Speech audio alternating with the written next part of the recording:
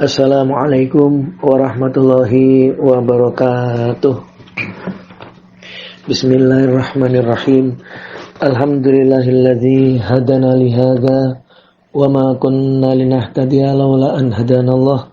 Laqad ja'at rusul rabbina bil haqq wa nudu an tilkumul jannatu uristumuha bima kuntum ta'malun.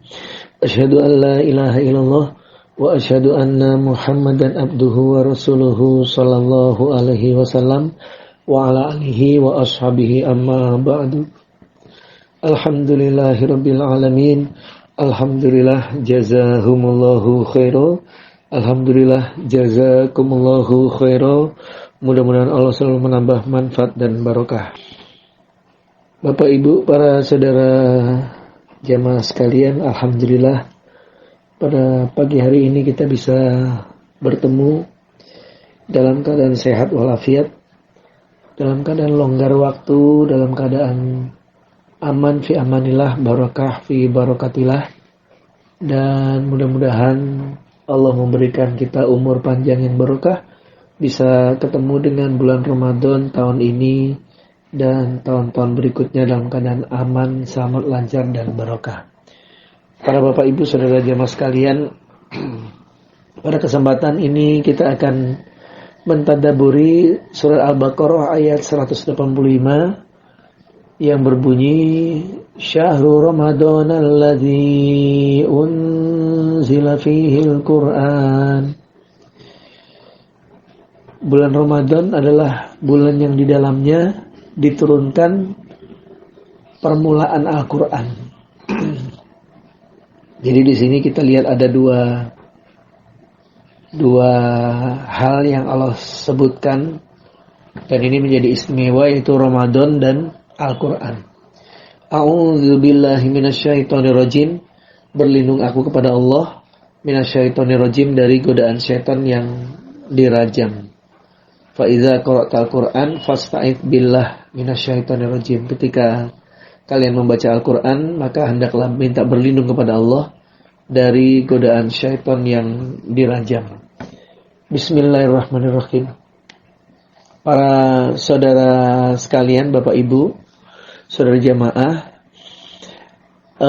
keutamaan membaca Al-Quran ini penting untuk dibahas karena ada orang yang beranggapan seperti ini, sebagian malas membaca Al-Quran, padahal di dalamnya terdapat petunjuk untuk keselamatan hidup kita di dunia maupun di akhirat. Kemudian ada lagi yang tidak punya waktu untuk membaca Al-Quran, membaca saja tidak punya waktu, padahal terdapat pahala yang sangat besar dari bacaan Al-Quran. Kemudian sebagian merasa membaca Al-Quran itu sulit, jadi tidak sanggup. Padahal membaca Al-Quran itu satu-satunya yang dapat jaminan dari Allah. Walaqad yasarna al-Qur'ana lidzikr fahal min mudzakir. Aku digampangkan Al-Quran itu zikir. Adakah di antara kalian mau mengambil Al-Quran sebagai zikir atau sebagai peringatan? Untuk menambah semangat kita, di sini akan kita bagi dalam 5 poin, Bapak Ibu.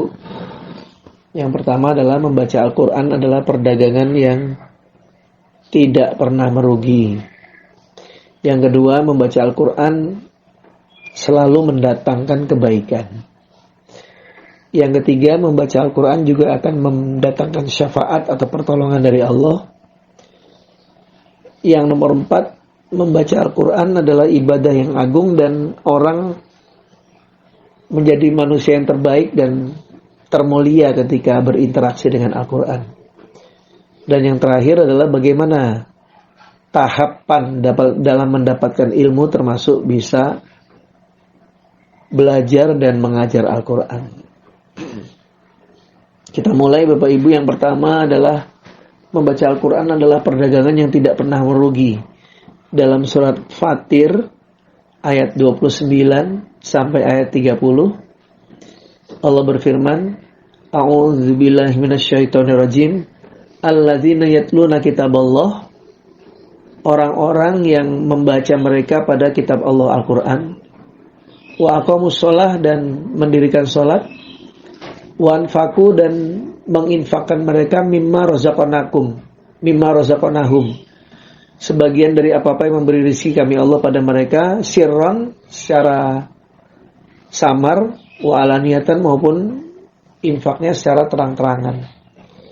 Yarjuna mengharapkan mereka tijaratan lan tabur, pada dagangan yang tidak pernah merugi. Liyuwafiyahum agar menetapi siapa Allah, menyempurnakan ujurahum pada pahala mereka, wa yazidahum dan Allah menambah kepada mereka min fadlihi dari keutamanya Allah. Innahu sesungguhnya Allah ghafurun, zat yang maha pengampun, syakurun lagi zat yang maha mensyukuri.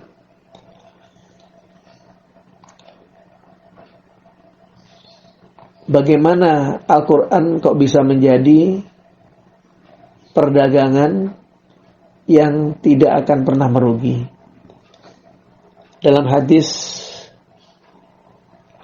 At-Tirmidzi yang disahihkan dalam kitab Sahih Al-Jami', diterangkan an Abdullah bin Mas'ud, dari Abdullah bin Mas'ud radhiyallahu anhu, yaqulu berkata Abdullah bin Mas'ud, qala bersabda siapa Rasulullah sallallahu alaihi wasallam, man qara'a harfan min kitabillah, barang siapa membaca satu huruf dari kitab Allah Al-Quran, falahu maka baginya orang bihi dengan bacaan satu huruf tadi hasanatun, mendapatkan satu atau dicatat satu kebaikan, wal hasanatu bi asyri amsalihha, dan satu kebaikan diberi pahala dengan 10 semisalnya kebaikan. Nabi bersabda, la aqulu tidak berkata aku alif lam mim itu harfun satu huruf, walakin akan tetapi alifun harfun, alif itu dihitung satu huruf, satu kebaikan dilipatkan 10. Walamun dan huruf lam, bacaan lam itu harfun dihitung satu huruf, satu kebaikan dilipatkan 10. Wa mimun dan bacaan mim itu harfun satu huruf. Jadi kita membaca alif lam mim sudah mendapatkan 3 huruf, 3 kebaikan yang dilipatkan 10 menjadi 30 kebaikan. Ini salah satu tijaratan lan tabur. Kemudian yang kedua, Al-Quran itu menjadi suatu kebaikan yang bisa menghapus dosa-dosa dan kesalahan kita. Dalam surat Hud ayat 114 Allah berfirman, innal hasanati yudhibnas sayyi'at. Sesungguhnya kebaikan, termasuk salah satunya membaca Al-Quran, yudhibna, bisa menghapus, ya kan, menghapus dosa, as-sayyi'ati pada beberapa kejelekan. Jadi kalau Bapak Ibu kita merasa banyak berdosa, kita hapus dosa-dosa kita itu dengan banyak membaca Al-Quran. Innal hasanati yudhibnas sayyi'at. Kemudian Bapak Ibu Saudara sekalian, dengan banyaknya kita membaca Al-Quran juga akan menambah pahala dari Allah Subhanahu wa ta'ala. Jadi dalam hadis rawahu Ahmad diterangkan An-Tamim Ad-Dari radhiyallahu anhu, dari Tamim Ad-Dari, qala berkata siapa Tamim, qala bersabda siapa Rasulullah sallallahu alaihi wasallam, man qara'a bi mi'ati ayah, barang siapa membaca dengan 100 ayat, fi lailatin di dalam satu malam, kutiba maka ditulis lahu baginya kunutul lailah, ya pahala sholat sepanjang malam. Jadi Bapak Ibu kalau kita mampu membaca 100 ayat, ya 100 ayat dalam Al-Quran, itu kita ditulis, di waktu malam membacanya itu ditulis kita mengerjakan sholat sepanjang malam. Masya Allah, berarti banyaknya kita membaca ayat Al-Quran itu mempengaruhi besarnya pahala dan keriduan dari Allah kepada kita. Kemudian bacaan Al-Quran itu juga akan bertambah keagungannya dan kemuliaannya jika dibaca dalam keadaan sholat. Ya, dalam hadis Sahih Muslim diterangkan an Abi Hurairah radhiyallahu anhu qala berkata Abi Hurairah qala bersabda siapa Rasulullah sallallahu alaihi wasallam ayuhibbu ahadukum adakah senang kalian salah satu kalian idza raja'a ila ahlihi ketika kembali kepada keluarganya ayajida menjumpai dia fihi di dalam keluarganya dalam rumahnya itu salasa khalifatin azimin pada 3 onta yang hamil yang gemuk dan besar simanin yang gemuk khalifatin idomin simanin jadi 3 onta yang besar dan gemuk 3 onta hamil yang gemuk dan besar. Kulna berkata kami na'am ya tentu Nabi. Kalau kita pulang ke rumah atau di rumah ada onta yang gemuk, yang hamil, yang besar. Kala bersabda siapa Nabi, fasalah 1 ayatin maka ada pun 3 ayat yaqra'u bihinna yang membaca bihinna dengan 3 ayat siapa ahadukum salah satu kalian fi sholatihi di dalam salatnya ahad itu khairun lebih baik lahu bagi orang min salasi khalifatin azimin simanin daripada 3 onta hamil yang besar yang gemuk tadi. Berarti Bapak Ibu ketika membaca 3 ayat saja dalam sholat itu lebih baik daripada kita mendapatkan atau menjumpai 3 ekor onta yang hamil dan gemuk serta besar di dalam rumah kita ketika kita kembali dari bepergian kembali ke keluarga kita. Masya Allah ya. Sehingga dikatakan membaca Al-Quran adalah tijaratan lan tabur, salah satu perdagangan yang tidak akan pernah merugi. Berikutnya para bapak dan ibu saudara jamaah sekalian, membaca Al-Quran bagaimanapun akan mendatangkan kebaikan. Kita lihat dalam hadis Sahih Muslim an Aisyah radhiyallahu anha qalat berkata Aisyah qala bersabda siapa Rasulullah sallallahu alaihi wasallam al-mahiru bil Quran adapun orang yang lancar dalam membaca Al-Quran mahir ma'as safaratil kiramil baroroh akan bersama para malaikat yang kirami mulia al-baroroh lagi senantiasa taat kepada Allah. Jadi oleh Nabi diterangkan bahwa orang yang mahir dengan Al-Quran itu akan bersama para malaikat yang mulia lagi selalu taat. Wallazi yaqra'ul Qur'an dan adapun orang yang membaca Al-Quran wa yatata'u dan dia dalam keadaan terbata-bata fihi di dalam membaca Al-Quran wa huwa dan dia alaihi atas Quran membaca Al-Quran syakun sulit lahu maka baginya ajroni mendapatkan 2 pahala. Jadi pahala membaca Al-Quran dan pahala mempersungguh dalam keadaan sulit. Nah itu Al-Quran selalu mendatangkan kebaikan. Jadi jangan khawatir Bapak Ibu ketika kita membaca Al-Quran belum lancar, tetap Allah memberikan ajroni, rawahu Muslim, 2 pahala. Kalau Bapak Ibu sering mengulangi kemudian lancar, bahkan sampai hafal al-mahil bil Quran, itu tingkatannya ma'as safaratil kiramil baroroh bersama para malaikat yang mulia lagi baik taat kepada Allah ya. Kemudian berikutnya Bapak Ibu, membaca Al-Quran juga akan mendatangkan syafaat ya, syafaat. Dalam hadis Muslim juga diterangkan Iqra'ul Qur'an fa innahu ya'ti yaumil qiyamati syafi'an li ashabi. Jadi an Abi Umamah Al-Bahili radhiyallahu anhu dari Abi Umamah Al-Bahili radhiyallahu anhu qala berkata siapa Abi Umamah qala bersabda siapa qala berkata Abi Umamah sami itu mendengar aku Abi Umamah Rasulullah pada Nabi sallallahu alaihi wasallam yaqulu bersabda siapa Nabi Iqra'ul Qur'an bacalah kalian pada Al-Qur'an fa innahu ya'ti yaumal qiyamati syafi'an li ashabi. Fa innahu, maka sesungguhnya Al-Qur'an ya'ti akan datang yaumal qiyamati, besok di hari kiamat, syafi'an memberikan syafaat li ashabihi, bagi pemiliknya, ya, bagi pembacanya.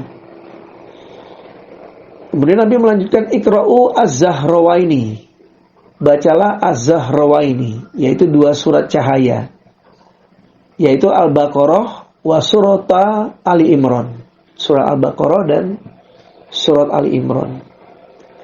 Fa innahuma, maka sesungguhnya keduanya, ta'tiyani, akan datang keduanya, yaumul qiyamati, besok hari kiamat, ka'annahuma, seakan-akan keduanya, gomamatani, 2 kumpulan awan, au ka'annahuma, atau seakan-akan sesungguhnya keduanya, goyayatani, 2 cahaya sinar matahari, atau ka'annahuma, sesungguhnya seakan-akan keduanya, firqoni min toirin, ya, 2 ekor burung yang suafa, yang membentangkan sayapnya, bersambung satu dengan yang lainnya. Tuhajjani, akan membela keduanya, an ashabihima, dari pembaca atau pemilik keduanya surat. Jadi ketika di dunia orang itu rajin membaca surat Al-Baqarah dan Ali Imran, 2 surat itu kan menjadi 2 awan, 2 naungan, atau menjadi cahaya 2 sinar matahari, 2 cahaya sinar matahari, atau seperti 2 ekor burung yang saling membentangkan sayapnya bersambung dengan yang lainnya untuk membela kepada pembaca 2 surat tersebut waktu di dunia. Masya Allah, ya. Iqra'u surat Al-Baqarah, membacalah kalian pada surah Al-Baqarah, fa inna akhzaha, maka sesungguhnya mengambil pada surat tersebut, maksudnya selalu membacanya itu barokatun, akan mendatangkan barokah. Barokah itu Bapak Ibu kebaikan yang selalu bertambah banyak. Kasratul khair, ya, kebaikan yang banyak dan terus bertambah. Wa tarkaha, dan meninggalkan membaca surat Baqarah itu hasratun, akan ada penyesalan, ya, aslinya di dunia maupun di akhirat. Wala tasta'iuha, dan tidak mampu pada surat Baqarah Al-Batolah ini tukang sihir, ya. Tukang sihir itu tidak mampu menghafal surah Al-Baqarah. Jadi itu salah satu kefadulan bahwa Al-Quran bisa memberikan syafaat besok di hari kiamat. Ya, semoga kita bisa mengamalkan ayat ini. Kemudian dalam hadis rawahu Ibnu Hibban dan At-Tabrani, juga Al-Baihaqi, dari Jabir radhiyallahu anhu, dari Nabi sallallahu alaihi wasallam, Al-Qur'anu syafi'un musyafa'un. Al-Qur'an itu adalah pemberi syafaat dan diberi hak untuk memberikan syafaat. Wa mahilun musaddaqun, dan menjadi pelapor atau pembela, musaddaqun, yang dibenarkan oleh Allah. Faman ja'alahu, maka orang yang menjadikan pada Quran amamahu, di depannya, selalu dibaca, selalu dikaji, selalu diamalkan, qadahu ilal jannah, Al-Quran akan menuntun atau mengantarkan menuju ke dalam surga. Tapi sebaliknya, waman ja'alahu khalfahu, barang siapa menjadikan Al-Quran di belakangnya, tidak pernah dibaca, tidak pernah dikaji, tidak pernah diamalkan, saqahu ilan nar, maka Al-Quran itu akan menarik orang tersebut ke dalam neraka. Na'udzubillahi min dzalik. Kemudian dalam hadis At-Tirmidzi yang disahihkan oleh Albani diterangkan dari An-Nawas bin Sam'an radhiyallahu anhu dari Nabi sallallahu alaihi wasallam bersabda, "Ya'til Qur'an, Al-Qur'an akan datang, wa ahluhu dan orang-orang yang ahli padanya, yaitu alladzina ya'maluna bihi fid dunya." Orang-orang yang mengamalkan dengan Quran di dunia, di dalam dunia, itu akan didatangkan atau didahului taqdumuhu didahului pahalanya suratul Baqarah wa Ali Imran. Ya, pahala surat Al-Baqarah dan Ali Imran. Jadi Al-Qur'an itu nanti akan bersama orang-orang yang mengamalkan di dunia dengan didahului dengan pahala surah Al-Baqarah dan Ali Imran.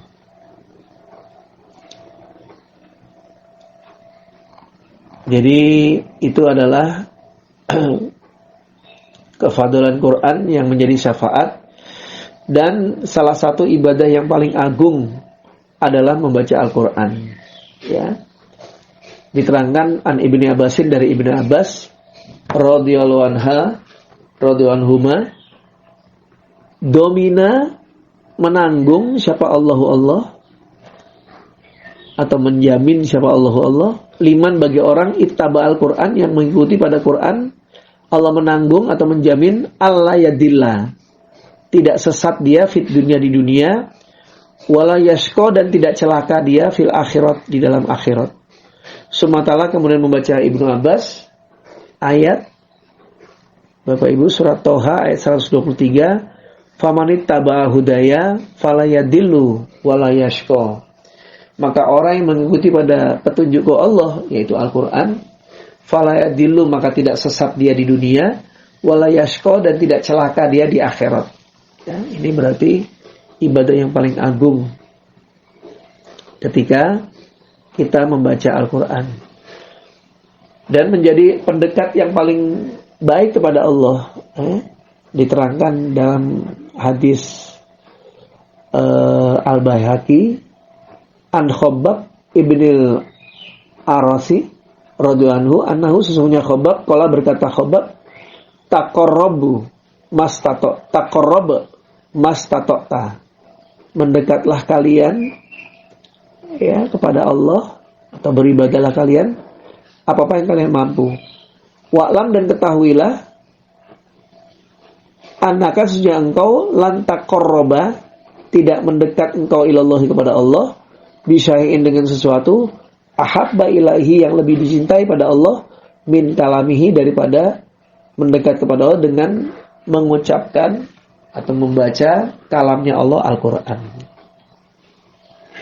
Ya, jadi itu beberapa kefadolan ketika kita membaca Al-Quran, dan ketika kita berinteraksi dengan Quran maka kita akan mendapatkan banyak kemuliaan seperti dari hadis Sahih Bukhari diterangkan dari Utsman bin Affan radhiyallahu anhu berkata, Nabi bersabda, khairukum man ta'allama al-Qur'ana wa 'allamah. Sebaik-baiknya kalian adalah orang yang mempelajari Al-Qur'an dan mengajarkannya. Kemudian dalam surat An-Nahl ayat 102 Allah berfirman, "Qul katakanlah Muhammad, nazzalahu telah menurunkan pada Al-Qur'an siapa Ruhul Kudus." Ya, Ruhul Kudus maksudnya malaikat Jibril, mir rabbika bil haqq, dari Tuhanmu dengan benar. Jadi malaikat Jibril menjadi pemimpinnya para malaikat ya, dengan menurunkan Al-Qur'an dari Lauhil Mahfuz ke langit dunia sekaligus pada malam Qadar dan menurunkannya kepada Nabi Muhammad SAW secara bertahap selama 23 tahun. Jadi malaikat Jibril ketika menurunkan Al-Quran berinteraksi dengan Quran menjadi pemimpinnya para malaikat. Kemudian malam diturunkan Al-Quran menjadi malam yang mubarakah dan malam yang pangkat. Dalam surat Ad-Dukhan ayat 3, inna anzalnahu fi lailatin mubarakah. Jadi kami menurunkan Al-Quran dalam satu malam yang dibarokahkan, yaitu malam yang penuh dengan kebaikan.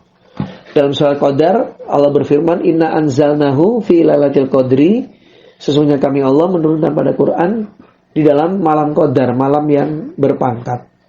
Wa ma adraka ma lailatul qadri, apakah yang engkau ketahui tentang Lailatul Qadar? Lailatul Qadri khairun min alfi syahrin. Malam Qadar, pahala pada malam itu khairun, lebih baik, min alfi syahrin, daripada beramal terus selama 1000 bulan dengan amal yang sama. Itu masih lebih baik beramal pada malam Qadar. Nah, malam diturunkan Al-Quran menjadi malam terbaik, ya, karena pahalanya berlipat sampai 1000 bulan. Kemudian juga kota diturunkannya Al-Quran itu menjadi kota yang terbaik, ya. Sholat di dalam Masjid Nabawi di Madinah itu lebih baik daripada 1000 sholat selainnya di Masjid Nabawi, kecuali di Masjidil Haram. Dan sholatan di Masjidil Haram itu lebih baik dari 100.000 sholatan di dalam selainnya Masjidil Haram. Sholatun fil Masjidil Haram, sholatun fi masjidi afdalu min alfi sholatin fi masiwahu. Satu sholatan di Masjidku Nabawi Madinah itu afdalu, lebih utama, min alfi sholatin fi masiwahu, daripada 1000 sholat di dalam apa-apa selainnya Masjid Nabawi. Ilal Masjidil Haram, kecuali sholat di Masjidil Haram. Wa sholatun fil Masjidil Haram, dan satu sholatan fil Masjidil Haram itu afdalu, lebih utama, min mi'ati alfi sholatin, daripada 100.000 sholatan fima siwahu, di dalam apa-apa selainnya Masjidil Haram. Rawahu Ibnu Majah. Jadi kota turunnya Al-Quran juga menjadi kota yang terbaik dengan lipatan pahala sholat yang sangat banyak, ya, 1000 sampai 100.000 di Mekah. Kemudian bulan diturunkannya Al-Quran juga menjadi bulan yang paling barokah, ya kan? Syahrul Ramadan alladzi unzila fihil Quran. Bulan Ramadan adalah bulan ketika waktu di dalamnya diturunkan Al-Quran. Hudal linnasi wa bayyinatin minal hudal wal furqan. Sebagai petunjuk bagi manusia dan keterangan, ya, dari petunjuk dan menjadi pembeda. Wa bayyinatin minal hudal wal furqan. Jadi semua yang berinteraksi dengan Quran itu menjadi paling mulia. Bahkan Rasulullah Shallallahu Alaihi Wasallam yang diturunkan Al-Quran menjadi contoh teladan terbaik untuk seluruh manusia. Laqad kana lakum fi Rasulillahi uswatun hasanah. Telah ada di dalam diri Rasulullah, yaitu Nabi Muhammad Shallallahu Alaihi Wasallam, dan uswatun hasanah. Jadi bukan hanya sekedar mau'izatun hasanah saja. Jadi Nabi tidak hanya memberikan mau'izatun hasanah, nasihat yang baik, tapi Nabi juga menjadi uswatun hasanah, menjadi teladan, contoh yang terbaik. Alhamdulillah, jazakumullahu khairan. Nah, Bapak Ibu juga kita semua seandainya berinteraksi dengan Al-Quran juga akan menjadi manusia yang terbaik. Khairukum man ta'allamal Qur'ana wa 'allama.